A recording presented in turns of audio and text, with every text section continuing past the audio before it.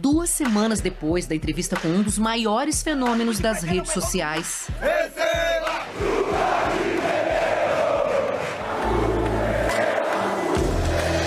Receba!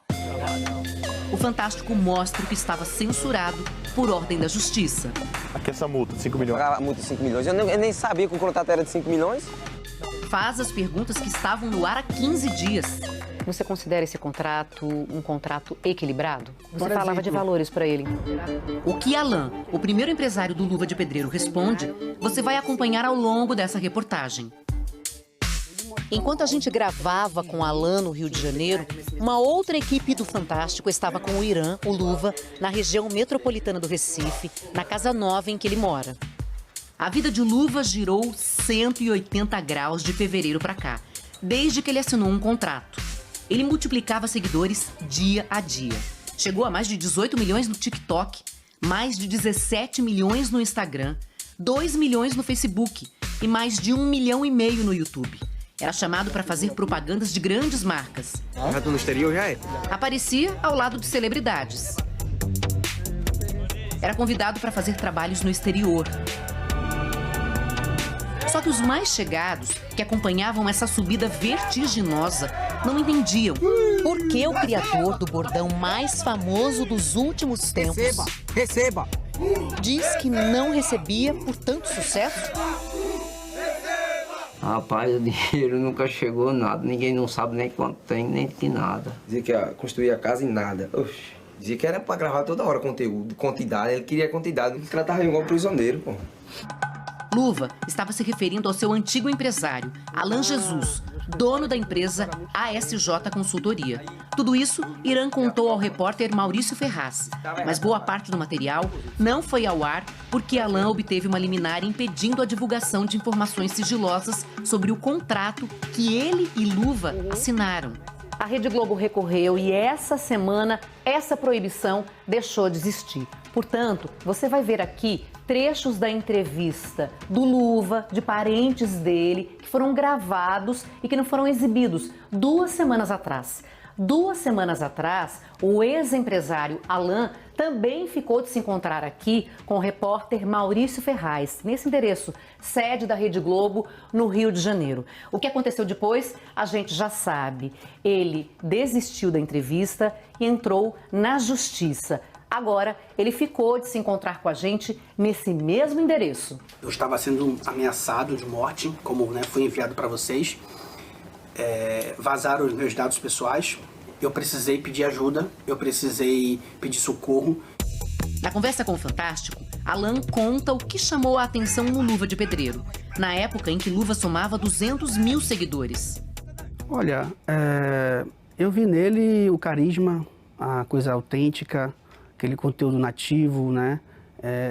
Ele tinha elementos que eu tinha certeza que daria muito certo, né? Como uma narrativa voltada para a jornada do herói, né? Aquele garoto que sonha em ajudar sua família, sonha em crescer no seu trabalho, sabe? Veio então o contato com o Irã, lá na Bahia, e um contrato em que Alain se torna empresário do Luva de Pedreiro. E eu só assino um contrato com ele quando a gente retorna em março para o Rio, junto com o pai e a mãe, e aí a gente faz a assinatura do contrato. Irã e a família deixaram a cidade de Kijing para morar no apartamento de outro influenciador, também cliente de Alain, no Rio de Janeiro. Mas o Luva continuava gravando os vídeos na casinha dele, na Bahia. Alain mostrou áudios indicando que ele havia explicado detalhes do contrato, como a porcentagem que Irã receberia pelos trabalhos. A gente vai estar ajudando vocês em tudo, tá? Eu vou colocar a internet na casa de vocês, cuidar de tudo. Tudo que a gente ganhar de dinheiro vai ser repassado à parte de vocês, metade de tudo. E a gente vai prestar conta, vai dizer para vocês quanto entrou, quanto saiu. Eu tive esse cuidado de primeiro explicar para todos eles como iria funcionar. Não tinha nenhum advogado presente Não nesse tinha, dia. eu fiz a leitura do contrato para o Irã. O Irã é extremamente inteligente, tá? O Irã, ele sabe ler. E o que dizia esse contrato? Eu sei lá, nem li, não sabia de nada, eu não sei muito ler não, esse negócio. Sou meio fraco. Você estudou até... Até a 7ª. E teu pai também não? pai não sabe não também, pai não sabe, não estudou não ele. A irmã de Irã diz que ele nunca escreveu as próprias legendas quando postava. Você quer que eu te ajude? Posso te ajudar? Aí ele só soltava o vídeo, pra mim colocar a legenda e responder. Ele não tinha, assim, essa dinâmica. Por isso, ela ficou preocupada quando soube que os pais analfabetos e o irmão, que não sabe ler e escrever direito, ficaram sem qualquer supervisão durante a assinatura de um contrato importante, cheio de cláusulas que previam punições em caso de rescisão e apenas para uma das partes, para o Irã. Existe uma multa muito grande, né, muito alta, 5.200.000 reais, só para um lado. Por exemplo, o contrato que eu tenho com o meu outro criador de conteúdo é o mesmo contrato do Irã. Você considera esse contrato um contrato equilibrado? Com certeza. Quando nós falávamos que nós ia sair dele um dia, ele dizia que não tinha como nós sair não, que nós não tínhamos dinheiro para pagar. Como que você pagaria esse dinheiro, essa multa aí? O pai ia ficar chorando direto, pô. O que eu sinto mais é isso, a enganação que ele fez com nós. O senhor se sentiu enganado? Eu senti muito enganado. Então, a família do Luva chama essa advogada para rever o contrato. A gente apontou também, por vontade do Irã, a diminuição do prazo do contrato para metade, o que eles não concordaram. O contrato permanece com a validade de 4 anos. A gente apurou que a multa ela era unilateral. Pelo menos a gente tentou manter aí uma multa para quem descumprisse o contrato, para que ficasse uma coisa mais equilibrada, né? Ainda que com valor elevado.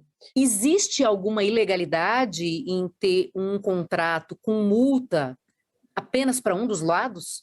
Num primeiro momento, uma cláusula unilateral de quebra de contrato não é ilegal, mas no caso concreto, por causar um desequilíbrio e ser bastante onerosa, me parece ser questionável judicialmente. Existe um contrato onde foi alterado a questão da multa ser bilateral. Esse contrato foi assinado? Esse contrato não foi assinado. A gente fez as alterações que são válidas. Mas então ele não vale? Vale. Mas se ele não foi assinado, vale?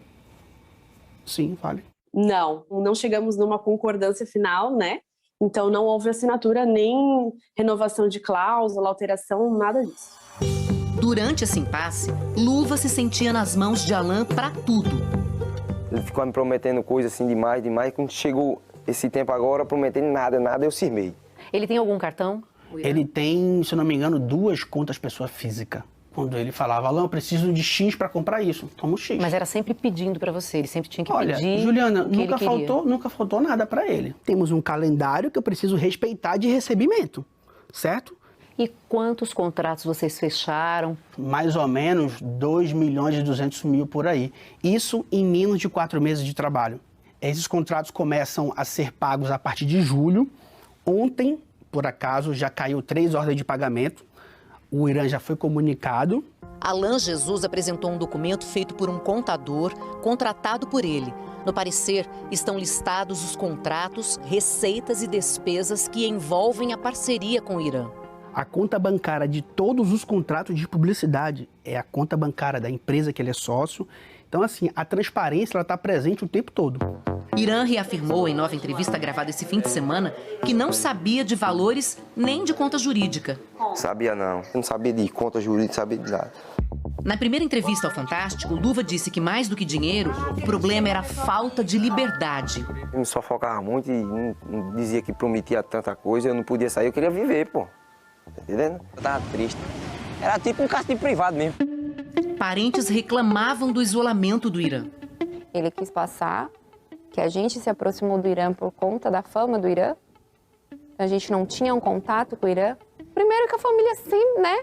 Pode não ter a convivência, mas a família sempre é a família.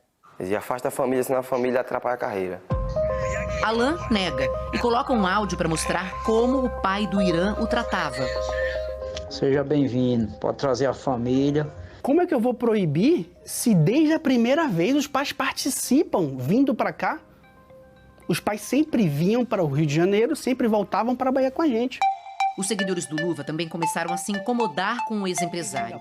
Ele chegou a botar o nome da empresa na plaquinha que os influenciadores ganham quando atingem um grande número de seguidores. Tá lá, Luva de Pedreiro by ASJ Consultoria. Aí minha tropa, meus seguidores, estava errado essa parada. Até o Neymar entrou na polêmica. Ele questionou por que a placa não tinha apenas o nome do Luva de Pedreiro. Irã conta que foi então obrigado pelo empresário a inventar uma desculpa. Foi correndo dizer pra eu ligar pra Neymar, pra mandar um áudio, dizendo assim, que eu tinha outra placa, pra mentir pra Neymar, tá entendendo? Mas você não mandou o áudio?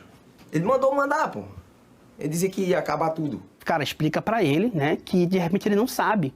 A placa do YouTube você pode ter várias. A gente ia pedir a dele quando ele mudasse de casa. Quando ir pra casa nova dele, a gente pode pedir quantas quiser. Mas o Fantástico consultou o YouTube, que disse que fornece apenas uma placa. Sobre a nova casa prometida para o Luva, a resposta do empresário é de que ela estava prestes a ser construída lá na Bahia. A gente ia derrubar aquela casa e construir outra. A gente vem negociando com uma marca global, isso, tá? No dia 1º de abril, eu comecei a falar com uma arquiteta renomada, né? E que no Rio, Alan estava fechando o aluguel de um apartamento. O fato é que nada se concretizou. Irã decidiu romper a parceria antes. Essas imagens são do dia em que Luva de Pedreiro se desligou de Alan. E quando tem aquele encontro entre você e ele, o que você fala pra ele? Diz assim, rapaz, não vai dar certo mais não. Desculpa aí, não vai dar certo mais não. Luva de Pedreiro deixou Alan para fechar negócio com o ex-jogador de futsal, Falcão. Nós procuramos ele, disse que ajudava nós. Para Alan, a parceria do Luva com a empresa de Falcão é suspeita. Alan diz que Luva e Falcão começaram a conversar em abril, apenas um mês após a assinatura do contrato. E que o influenciador foi convencido a mudar de empresário, desrespeitando o compromisso de 4 anos que tinha sido firmado. Eu acredito que ele foi manipulado numa promessa de dinheiro rápido, dinheiro fácil. Alan mostra uma troca de áudios com o pai do Irã um dia antes do fim da sociedade. O diálogo, segundo o empresário, indica que não havia mal-estar com a família do Luva. Se existia tamanha insatisfação, como é que eu recebo uma mensagem dessa um dia antes? Tô chegando amanhã aí, liguei pro senhor. Seja bem-vindo, com fé em Deus. Deus que ilumine seus passos. Vocês chegaram a orquestrar algum movimento para aliciar o Luva de Pedreiro? Não teve investida. A investida que teve foi para contratar ele como influenciador em fevereiro com o empresário dele. A investida com o Irã em abril foi o Irã que me procurou. E eu tenho todas as conversas ali. No contrato atual com Falcão, Irã tem direito a uma casa de frente para o mar com toda a estrutura e remuneração mensal de R$100 mil. Além disso, o Luva agora vai ficar com 60% do cachê de cada novo trabalho. O embate com Alan vai continuar na justiça. Nós entramos com ação contra o Alan pedindo a nulidade do contrato, que foi assinado com uma pessoa que não tem capacidade de entender o que estava assinando. Você vai cobrar do Irã o pagamento da multa de R$5.200.000? Eu não parei para pensar sobre isso, certo? Existem advogados se falando e agora eu vou deixar que eles se resolvam pela questão judicial e lá. No próximo dia 26, haverá uma audiência de conciliação entre as partes. Até lá, a Justiça determinou que Irã continue cumprindo os compromissos assumidos no contrato com Alan. Luva de Pedreiro segue cumprindo a agenda dos dois empresários.